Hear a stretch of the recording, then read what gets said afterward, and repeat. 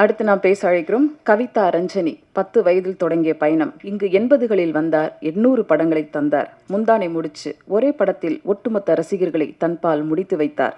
இவருக்காக கதை எழுதியவர்களும் இவருக்காக கதை எழுதுபவர்களும் இப்போதும் உண்டு. வெகுஜனமாக நடித்து வெகுளியாக நடித்து வெகுஜன மக்களை சென்று சேர்ந்தவர். நடிப்பாலும் சிரிப்பாலும் ஊரை வசியப்படுத்தும் ஊர்வசி.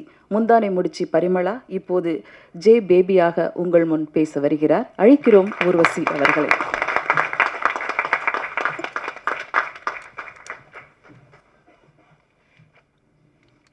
தேங்க்யூ கவிதா.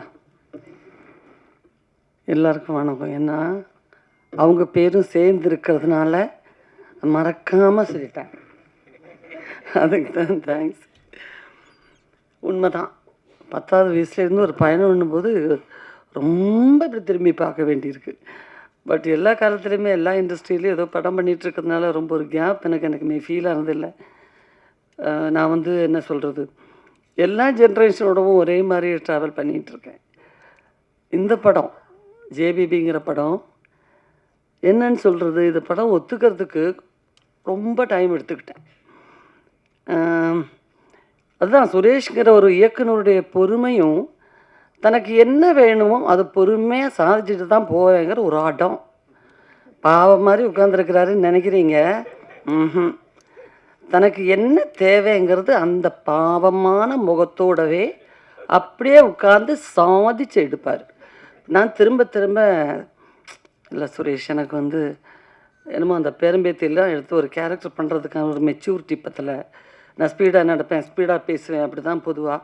கொஞ்சம் ஒரு மெச்சூர்ட் கேரக்டர்னும் போது கொஞ்சம் மெதுவாக நடக்கணும், மெதுவாக பேசணும், அதெல்லாம் ரொம்ப ஆர்டிஃபிஷியலாக இருக்கும். ஃபர்ஸ்ட் ஆஃப் ஆல் எனக்கு நடிக்கவே வராது. நல்லா நடிங்கன்னா நான் மாட்டிக்குவேன். அது எப்படி நல்லா நடிக்கிறது ரொம்ப யோசிக்க வேண்டியிருக்கும்.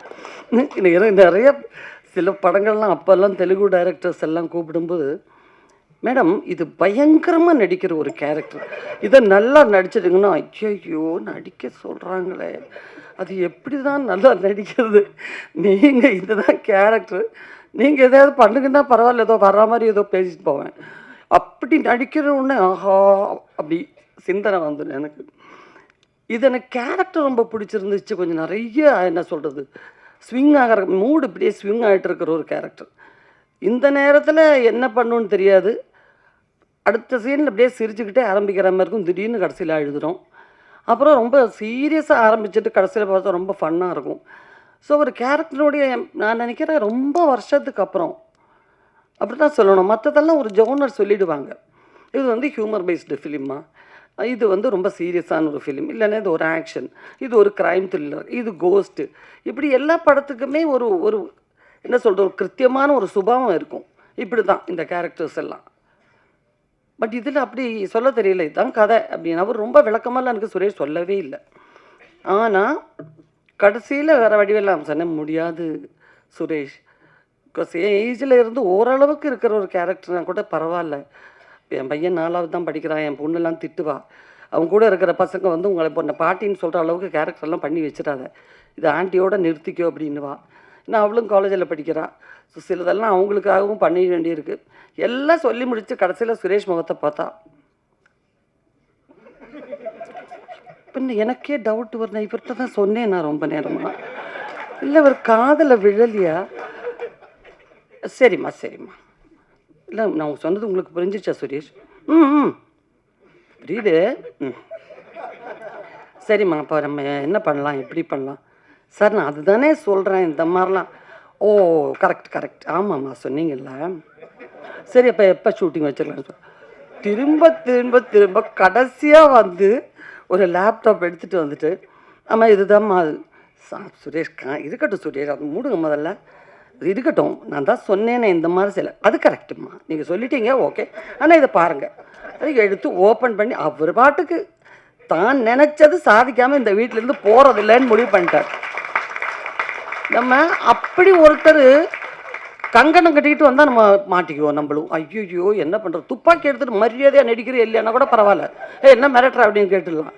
இது ஒன்றும் மிரட்டல் கிடையாது, உருட்டல் கிடையாது, பெரட்டல் கிடையாது.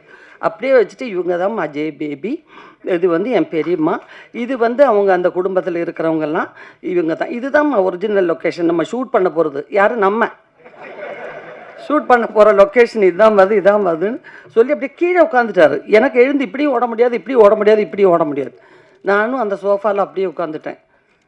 கடைசியில் என்ன பண்ணுறது, ஷூட்டிங் டேட்டை பற்றி பேசுங்க, மற்ற ஃபார்மாலிட்டி எல்லாம் யார்கிட்ட பேசணும், இந்த 2 வார்த்தையை 1 மணி நேரமாக பேசி பேசி எனக்கு வேறு வழியில் சரியா படம் பண்ணுறேன் அப்படிங்கிற முடிவுக்கு நான் வந்தேன். ஆனால் அந்த பொறுமை அந்த ஷூட்டிங் முழுக்க நான் கவனித்தேன்.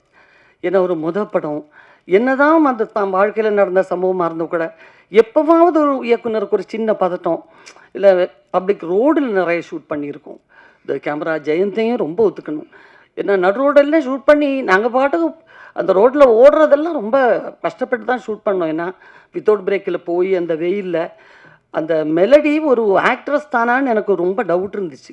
ஒரு 5-6 நாள் இந்த பொண்ணை இந்த கூட்டத்தில் இருந்து வந்துச்சா, இல்லை இந்த ஃபேமிலியில் இருக்கிற பொண்ணா, அப்படி ஒரு இமோஷனலான ஒரு முகம், அவ்வளோ நேச்சுரலான பெர்ஃபார்மன்ஸ். அண்ட் நம்ம தினேஷும் மாறனும் எல்லாருமே, நான் தினேஷுடைய ஒரு ரசிகன்னு சொல்லணும். ஏன்னா அவ்வளோ ஒரு என்ன சொல்கிறது, மனசு முழுக்க அந்த கேரக்டரு அந்த இமோஷனை ஏற்றுக்கிட்டு அப்புறம் தான் வெளியே வரும். இப்போ நான் பிகினிங் டேஸ்லெல்லாம் சுரேஷ்கிட்ட கேட்டேன், சுரேஷ் ஒன்றும் தினேஷ் முகத்தில் ஒன்றுமே இருக்கிற மாதிரி தெரியல, அப்படியே ஒரு சன்னியாசினியுடைய நிசங்கமான ஒரு முகம். இதை வச்சுட்டு நமக்கு நிறைய இமோஷ்னல் சீன்லாம் வருதே. நான் படங்கள்லாம் பார்க்கும்போது நல்லா இருந்தது, அட்டகத்தி, விசாரணை எல்லாம் பார்க்கும்போது இருந்தது. அப்படி தான் இதில் இருக்குமா? இருக்கும், அதெல்லாம் இருக்கும், ஒன்றும் கவலைப்படாதீங்க. ஆனால் படத்தை பார்க்கும்போது உண்மையிலே அந்த இமோஷனில் சில சீன்ஸ் எல்லாம் எனக்கு சாதாரணமாக தெரிஞ்சு தர ஆக்ட் பண்ணும்போது. அப்புறம் தான் நினச்சேன், நம்மளே இப்படி தான் நினைப்பாங்களோ, முகத்தில் ஒன்றும் சரியாக தெரியல. அதுக்கப்புறம் சொல்லணும்னா நம்ம மாறனுடைய பொதுவான ஒரு என்ன சொல்கிறது, அந்த ஒரு டீமே இல்லை இங்கே. நீங்கள் கலாய்க்கிறதுக்கு சுரேஷையும் கலாய்க்க முடியாது. ஏன்னா அதுக்கெல்லாம் ரொம்ப அப்பாற்பட்ட ஒரு முனிவர். அவர் வாட்டுக்கு நடந்து, அவர் வாட்டுக்கு வந்து, அவர் வாட்டுக்கு நின்று, நீங்களாம் என்ன வேணா பெண்ணுங்கய்யா, நான் தான் அதை முடிவு பண்ணி வந்துட்டேன், இதை எடுத்துக்கிட்டு தான் போகிறது அப்படின்னு. தினேஷ் வந்து மாறன் உட்கார்ந்துருக்கிறத பார்த்தாலே சிரிச்சுக்கிட்டே அப்படி அவர் ஒரு ஆள். எனக்கும் அதை பார்த்தீங்களா, அந்த கோழி குஞ்சு முட்டையிலேருந்து விரிஞ்சா மாதிரியே ஒரு முகத்தை வச்சுக்கிட்டு யாரை கலாய்க்கலான்னே இப்படி ஆராய்ச்சி பண்ணி, அதுவும் கல்கட்டாலாம் நம்ம வெளியூர் தெரியாத ஒரு ஊரில் ஷூட்டிங் போனால் அங்கே சாப்பாடு எப்படி இருக்கும், இல்லை அதை ஆர்டர் பண்ணி சாப்பிட்டுக்கலாம், இதை வாங்கி சாப்பிட்லாம், இப்படியெல்லாம் ஒரு ஆசை இருக்கும்.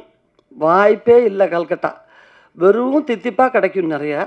அப்புறம் மீன் குழம்புலேயும் தித்திப்பு இருக்கும், எல்லாத்துலேயும் சர்க்கரை போட்டுருவாங்க.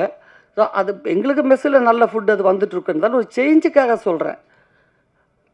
அதில் வேறு ஒரு மாதிரி என்னத்தான் இந்த ஊரில் வாங்கி சாப்பிட்றது, 1/2 கிலோ பூண்டு 1/2 கிலோ வெங்காயம் வாங்கிட்டாயா, ஒன்றுமே கிடைக்கலன்னா பூண்டு வெங்காயமாக வாங்கி திம்பிங்க அப்படிங்கிற மாதிரி கவரில் கொண்டு வந்து வெங்காயத்தை எடுத்து வச்சு தின்னுட்டு இருப்பார். ஒன்றுமே முடியலைன்னா அந்த பொண்ணு அசிஸ்டண்ட்டாக இருக்கிற பொண்ணு ஜெஸ்ஸி, அவளை கலாய்க்கிறது. இப்போ நான் இப்படியே பார்த்துட்டே இருப்பேன். ஏன்னா பாவம் ஒருத்தர் இப்படி இயலாமல், ஏன்னா இந்த சந்தானம் டீம்லெல்லாம் எல்லாம் கவுண்டர் பேசிக்கிட்டே இருப்பாங்க, இங்கே வேறு வழியே இல்லை. நானும் வேறு ஒரு மாதிரிங்கிறேன், ஒரு மாதிரி அந்த ஒரு இதில் தானே மேக்கப்பில் தானே உட்காந்துருக்கேன், ஒன்றும் என்கிட்ட ஒன்றும் பேசுகிறாப்புல இல்லை. அப்புறம் அந்த பொண்ணை பிடிச்சிட்டு, ஏம்மா அது என்ன லொடன்னு பேண்டை போட்டு தெரியுது மேடம், ஏன்பா, இல்லை அங்கே பாருங்களேன், எங்கள் வீட்டிலலாம் மாவு மிஷின் இருக்கும் பார்த்தீங்களா, அந்த துணி காணாமல் போயிடுது எங்கள் ஏரியாவில் இருந்து, இந்த பொண்ணு தான் எடுத்துக்கிட்டு போய் பேண்ட்டு தைக்கிது போல இருக்குது. ஒரு வழி இல்லாமல் யாரை கலாய்க்கிறதுன்னு தெரியாமல் நாய்க்கு பூனைக்கெல்லாம் டப்பிங் பண்ணிக்கிட்டு இருந்தது ரோட்டில். பட் அவரே ஒரு ஸ்டேஜில் அந்த படத்தில் இமோஷனலாக நடித்து நான் படம் பார்க்கும்போது உண்மையிலே எனக்கு கண்ணில் தண்ணி வந்துருச்சு. ஏன்னா எல்லாம் இப்போ நடிகருக்குள்ளேயும் இருக்கிற அந்த ஒரு திறமையை இது கண்டெடுத்தது ரஞ்சிதா, சுரேஷா 2 பேருக்கும் ஹேட்ஸ் ஆஃப். பிகாஸ் பொதுவாகவே பாரஞ்சித்தனுடைய படங்கள் மேலே இருக்கிற எனக்கு இருக்கிற பெரிய ஈர்ப்பு என்னென்னா, அப்போ அந்த மெலடி சொன்ன மாதிரி அங்கே இன்னொரு ஆர்டிஸ்ட் அவங்களும் சொன்னாங்க, நிறம் இப்படி இருக்கணும், உருவம் இப்படி இருக்கணும், இந்த கான்செப்டுக்கெல்லாம் அப்பாற்பட்ட டோட்டல் ப்ரொடக்ஷனே அங்கேருந்து வர்ற ஒவ்வொரு படங்களும் அப்படி தான் இருக்கும். ஏன்னா எப்படி இவங்க ஆர்டிஸ்ட்டை செலக்ட் பண்ணுறாங்கன்னு நமக்கு வியப்பாக இருக்கும். ஆடிஷன் பண்ணலாம், எல்லாம் பண்ணலாம், இருந்தாலும் அவங்களுடைய உண்மையான அவங்களுக்குள்ளே இருக்கிற கண்டென்ட் இவ்வளோ இருக்குங்கிறத சொல்கிறது, கண்டுபிடிச்சு அதை வெளியே கொண்டு வர்றதுங்கிறது ஒரு பெரிய விஷயம். எத்தனை பேர் ஆர்டிஸ்ட் வந்திருப்பாங்க. இப்போ இதிலே பாருங்கள் எவ்வளோ பேர்னு, நிறைய பேர் ஆக்ட் பண்ணியிருக்காங்க.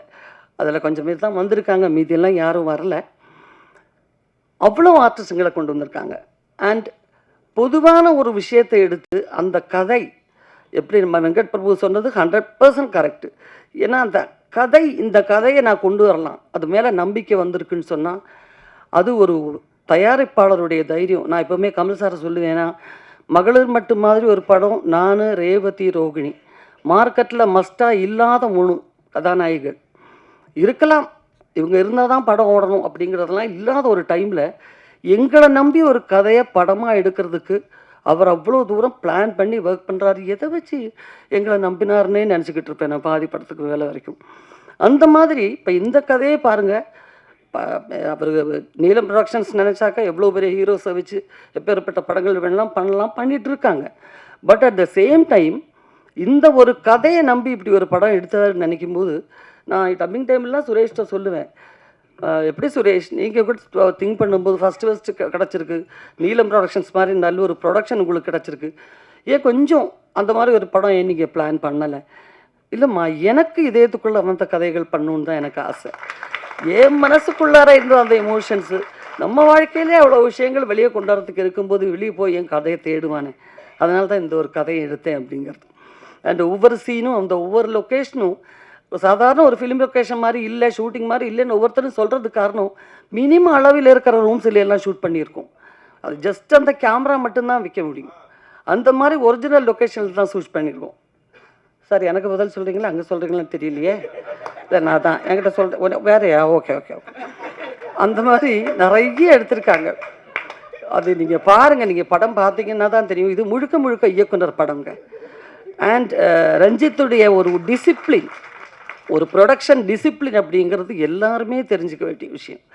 சைலண்டாக வேலை நடக்கும், ஆனால் அந்த படத்தினுடைய குவாலிட்டிக்காக எந்த குறையும் அந்த படத்துக்கு வைக்க மாட்டார். இன்னும் ஒரு சின்ன பட்ஜெட் படம் தானே, இப்படி எடுத்தால் போதுங்கிறது இருக்கவே இருக்காது, எல்லா ஃபெசிலிட்டியும் இருக்கும். ஸோ அவங்க யூனிட்டில் நிறைய படம் ஒர்க் பண்ணணும்னு ஒரு வாரத்துலேயே அவ்வளோ ஆசை எனக்கு வந்துடுச்சு. ஸோ அந்த அளவுக்கு ஒரு நல்ல ப்ரொடக்ஷன், அவங்க நிறைய படம் எடுக்கணும், நிறைய ஆர்டிஸ்ட்டுங்களை கொண்டு வரணும். அண்ட் சுரேஷ், நீங்கள் ஒரு கிரேட் பர்சனாலிட்டி அண்ட் ரொம்ப டேலண்டட் டைரக்டர். நாளைக்கு பெரிய லெவலுக்கு வருவீங்க கண்டிப்பாக. எல்லா மொழியிலையும் படம் பண்ணக்கூடிய அளவுக்கு ஒரு பெரிய டைரக்டராக அவர் வரணும். எல்லாருடையும் வாழ்த்துக்கள் இருக்கணும். எல்லாருக்கும் வந்தவங்க அத்தனை பேருக்கு நன்றி. படத்தை பார்த்துட்டு சொல்லுங்கள், கண்டிப்பாக நாங்கள் எல்லாம் சும்மா சொல்ல மாட்டோம் அப்படிங்கிறது உங்களுக்கு படம் பார்த்ததுக்கப்புறம் ஃபீல் ஆகும். நன்றி, வணக்கம்.